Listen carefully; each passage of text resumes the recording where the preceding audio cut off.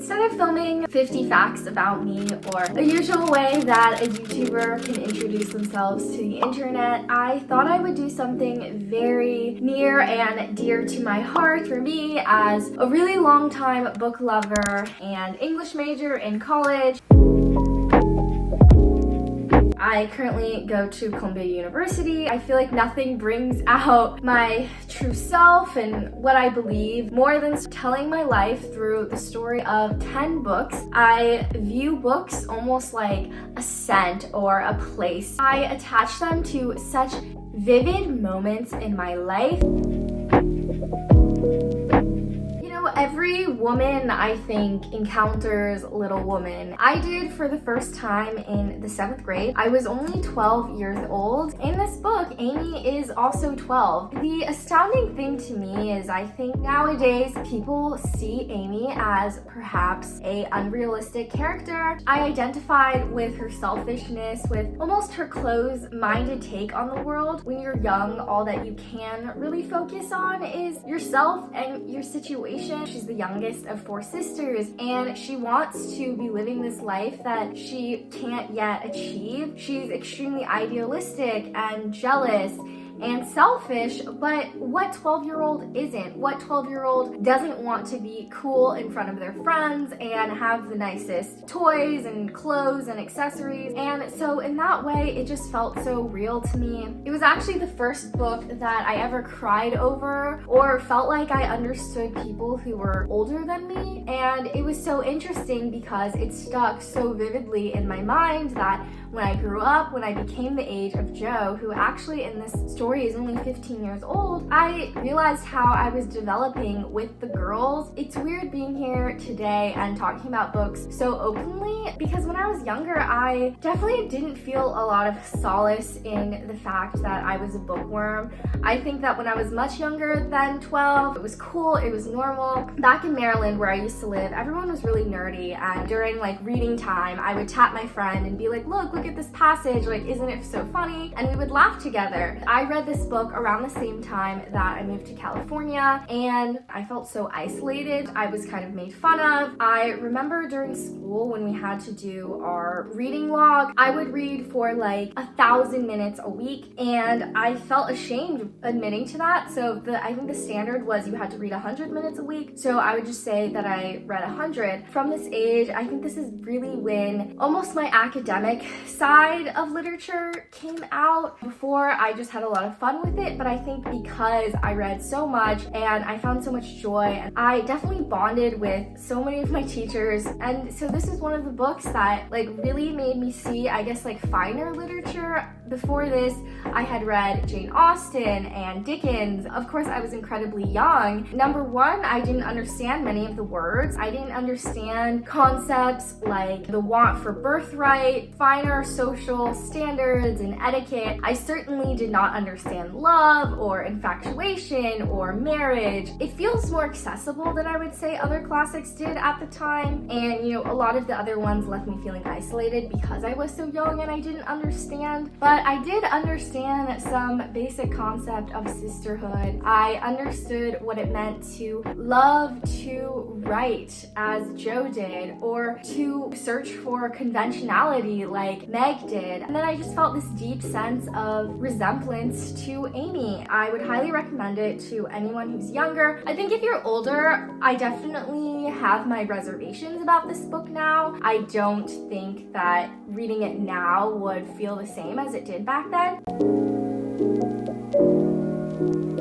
This is my second book, East of Eden, and before this I had read Of Mice and Men, and it sort of sent me on a John Steinbeck frenzy. Another book that I really think shaped myself growing up was The Winter of Our Discontent. This was also such a timely book for me. I think a book like this made me realize that I couldn't live without literature, that who I am and what I believe is fundamentally shaped by what I read. We often see literature as a reflection of the world around us. But I think through books like these, I realize now in retrospect that this book shaped the world around me. The world that John Steinbeck saw would really be an outline for how I saw my future. I read this the summer after my sophomore year of high school. When you're that young, I think it's the beginning of a real sadness, the ability to look around you and observe not a fictional realm, but a realm that so closely resembles your own. I grew up religious, and so I grew up knowing the story of Cain and Abel, and so I thought this entire story, east of Eden, what does that mean? Like biblically, like the east, or just in culture, how do we view the east? Also, like, what is Eden? What is the origin of mankind? And so infused in this book are basic principles of who we are naturally. It's kind of like Lord of the Flies, but without all the hoo-ha or the charades around it. And I think the ending is it was so important to me at this time, because when you're young, when you're a sophomore in high school, you don't have autonomy. These people's coming of age and how they choose their lifestyles once they feel free. How after you deal with psychological trauma or being lied to, very complicated generational and personal struggles, how do you make a good choice, and how do you not be pessimistic towards the world? I also loved how it was an autobiography with a ton of liberty. It didn't feel like creative nonfiction, but it also didn't feel like purely fiction. He was telling the story as a way not of preserving his family history, but almost a vindication of how people post-mortem are always like, he was a loving father, he was a loving son. He's like, no, there are so many struggles in my family. He's such a minor character in this book. I think it's about like his mother's family and his like great-grandparents, sort of, really not attached to him at all. The only time he does show up, little John Steinbeck, is as this very racist, rambunctious, unlikable boy. And I think in order to do that is really a testament to not even your own humility, but your own almost wit, your own ability to realize that you're not the main character. You can be the foil, you can be the antagonist. He just exponentially became a better writer over time. This is one of the last books that he wrote because there's so many characters, there's so many story arcs, and it talks about every major concept in a way that still feels comprehensive, real, accessible, and heartbreaking. But when you write the story that really settles you, you are going to get people mad. And at the time, the people from his hometown of the Salinas Valley thought that this was completely blasphemy. They didn't like how he presented their brothels and their ethics and their style of life. But I think that's a testament to being undeterred by how people would view his work. So just so personal to who he was, everything he felt about his town, himself, his family, and everything that he would want me or any other reader to believe going forward in their life. So this is To Kill a Mockingbird, and I almost didn't talk about this book, but I definitely will say that this book shaped me and still honestly continues to shape me. It is a book that I thought a really, really, really long time about. I don't know many people like me who feel this way towards this book, which is a deep sadness. And really, in order to tell you about that, I have to go into the story of how I came to read this book and the problems I saw with the teaching of it. It's less about the book for me, and it's more about what it represented in my own life. Hopefully you can go to high school with me and know who my junior year English teacher was, but basically I had a teacher my junior year who, honestly, it makes me emotional how I was just abhorred. It was so racist, her teaching of this. And it's not about this book because at first there were so many struggles I had with this book. From the start, I felt like it was almost like a white savior type of thing, right? We see the character of Atticus Finch as this hero, but he's the white guy saving the black man. We see the narrator as this coming of age, almost blind little lamb girl, but she's white. It's her introduction to race and to rape and to the criminal justice system. And deeply appalling to me. When I was a junior taking AP Lang, I felt this unsettled feeling growing in my chest. At the time, I didn't have the words to describe it, and so I spent all of the rest of that junior year and my senior year, and even college, trying to describe what literature is unsettling, and do I like it that it unsettles me? Is it productive? Because there's so many books that are so jarring and almost scary and dark, but it helps me grow. And when I sifted through this unsettled feeling, I realized that it wasn't even just that it was taught by a white teacher. The author of this book is white. The mind gymnastics that I felt at the time was, I'm in a completely white classroom, taught by a white teacher, reading a white woman's book about and told through the lens of a white child, primarily about a white savior man. I felt so abhorred for the student, not just by the fact that she was white, but by the blanket, almost racist statements and extremely racist readings that she had. She literally put the only two black kids together, and she would just like avoid eye contact. And you know, obviously this happens a lot growing up in high school, but this just felt like a glaring misdemeanor. And I think what this book taught me is that so many times we are quick to say books are revolutionary, and this was, for its time, this was extremely revolutionary. I think that it had a huge impact in how culture viewed racism, and I think that steps forward and progress is better than no progress. Talking about how a black man was wronged is still progress, even if it has this element of like extreme white perception, and I'm so glad that this book was written. I'm so glad that this book was popularized. However, we come to a modern age where, are these the problems that we're seeing? How can something that was progressive for its time be racist now? I think that is a huge sign of progress, and so I have nothing against Harper Lee. I have nothing against this book. In fact, I think that people should be reading it.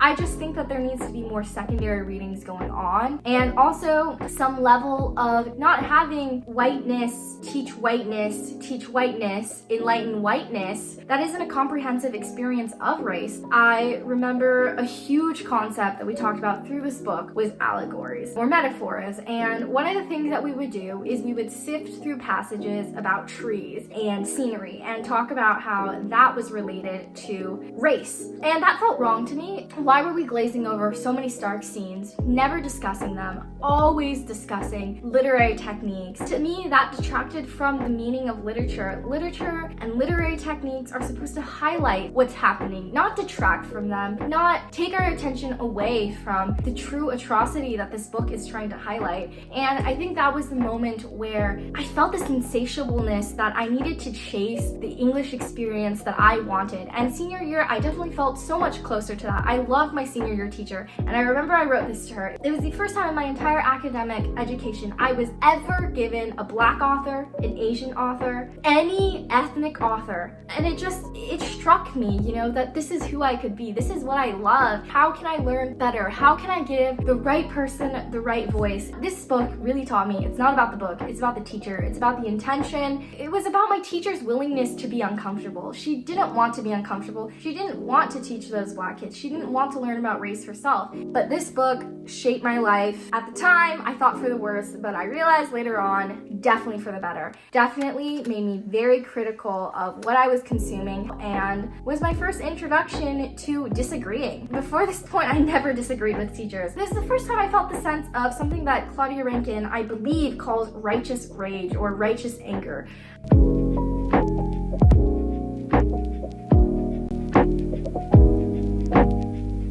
This is the book that directly juxtaposed To Kill a Mockingbird. I've never read a book quite like this, and I've read 7 Toni Morrisons, and I watched, or maybe it was reading, a Toni Morrison interview where she was like, people only like this book because of the S word, which is slavery. And I think that could be true. In the views of readers, that was sort of the most important racial topic, which Toni Morrison had trouble with because she thinks, is this the best book, or is this the book that you can tokenize as the best. Is this the best class syllabus reading, or is this the book that just also provides a historical education? I wanted to talk about this book, and it's less about the story of it almost, and it was just more my introduction to Toni Morrison. Before this, I had read her book, God Help the Child, and it was an awful book. I hated it. I even talked to a teacher at a writing camp who was like, it's a bad book. Editors weren't willing to tell her, your book is shit, and I was like, that makes a lot of sense. Because after this book, you kind of just think that Toni Morrison fucking knows what she's doing, and she's the best fucking thing to ever happen to the universe. I think it was a similar thing, and the reason why I know it is a classic is because I think when you first read a classic, it's hard. No one wants to read Pride and Prejudice for the first time. No one wants to read Middlemarch for the first time. It's so hard, and it's deep labor. I read it also during my junior year. It was really intense for me. Number one, the language was something I'd never heard before. It was like prose poetry. The way that it flowed and jammed in there would be something so dark, or the painting of scenes, or what's reality talking and what's her PTSD talking. It was so hard for me mentally. In history, sometimes we make slavery reduced or easy or statistical, but this is a way of making it like you had to grapple with it. You had to confront this story and its effect on her. And the effect was written in the language, written in the story. This is a book I didn't know at the time that I would think about for years to come, but I remember my senior year thinking back on this story when abortion became a huge issue. This book really, when I think about it now, it was my first real exposure to abortion, and not in the way that now I experience it, like through the media and through politics, because this is fictional and this is slavery, and this was a really long time ago. So I don't think it's a modern take or that even political of a take, but it was my first time. And please skip this part if abortion is sensitive to you, but it's the only book and the only time that I've felt Seeth, who's the main character's, not even abortion, literal just blanket murder of her living child, was a sign of love, fear, and circumstance, because she thought that her child was going to be taken from her and put into slavery. And this child comes to haunt her. I don't know. It's not clear whether she regrets it. She definitely feels traumatized by it, and traumatized by all of slavery, traumatized by her lovers and men. The way that she tells the story, and looking back, it's almost like Crime and Punishment or something. Why are we resonating with the murderer? But when you're reading it,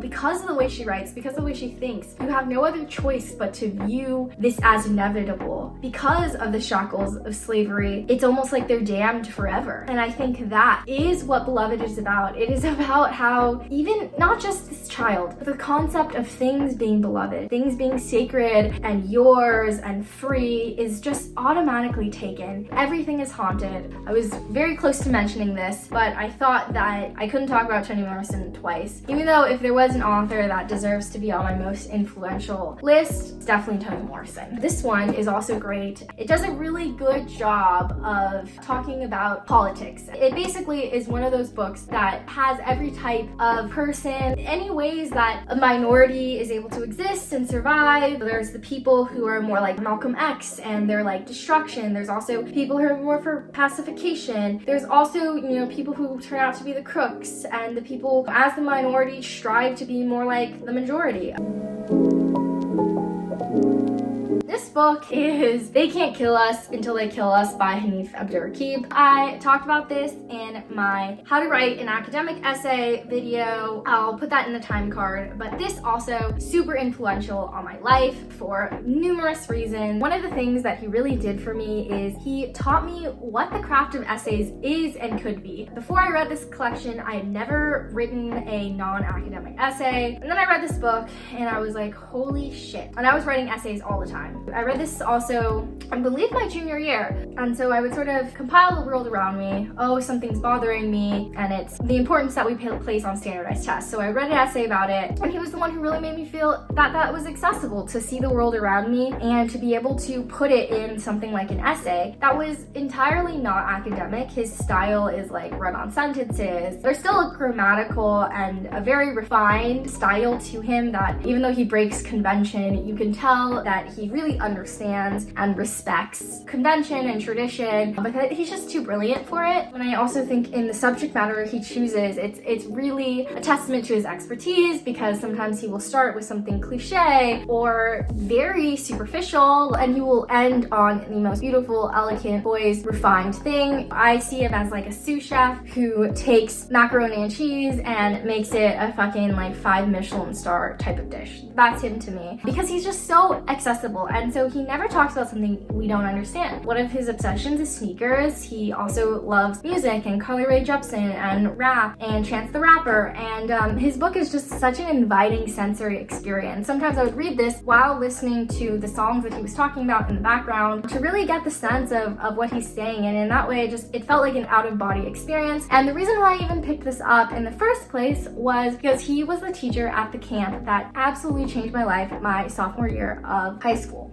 and he was a teacher there, but I didn't really ever have access to him. I saw him perform at some of the readings. I definitely thought he was an exemplary writer, but you know, I just have this vivid memory of seeing him in the dining hall and just like eating a plate of potatoes, and to me that just felt so like, you see someone who ends up getting like a genius grant and writes for places that you really admire, like the New Yorker, the New York Times, the Paris Review, everything, and he's just like eating a plate of potatoes, trying to get his hourly wage or his salary, teaching a bunch of hooligans how to write better, even though he's like fucking a genius. You know what I'm saying? Like, it just felt so cool. And I think in that way, it was really my introduction to the immediacy and the ongoing tradition that literature carries, that literature can be this good, and it can also be modern day, and it can be different, it can be new, it can be so reliant on who we listen to and what we wear. And he talks about 9/11, so it's a very immediate book, but it's almost like a conversation, because you are observing the world around you, and then he drops an article or he drops an essay at a magazine that you subscribe to. So that way it feels like you're having a dialogue. You are learning about your world, forming your own opinions, and then reading what he has to say. There are so many contemporary authors after him that I was willing to give a chance, and so surprised by authors like Ling Ma, Kathy Park Hong, Adam Haslett, Carmen Maria Machado. Even though they write in the present day, their work is amazing, and even if it doesn't stand the test of time, it is deeply impactful. And you know, if I carry it with me to the end of my life, then if I was an author, I would think I did a great job. And it definitely also instilled a dream in me that I wanted to be a writer and that I could be a writer. Hello, sorry for the poor camera quality, but I just wanted to end this video because in the process of editing, I decided that I wanted this to be a 2-part video. So those were the 5 books that really changed my life before coming to college, and then my second video will be after coming to college. So I hope you enjoyed. Please like, subscribe, because I will be posting my part 2